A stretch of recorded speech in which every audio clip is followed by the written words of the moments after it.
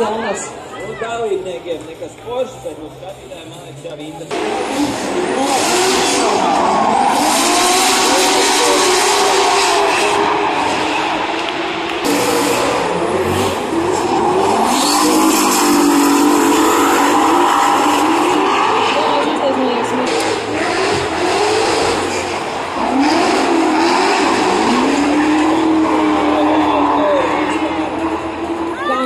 Kļūdas, vai tas burvis izbraucot ārpus trases.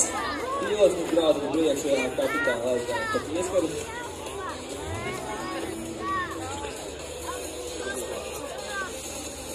Bet viņiem būs jābrauc vēlreiz jebkurā gadījumā. Šie pamperi tiktu fraudēti un tagad arī pazuda aerodinamika.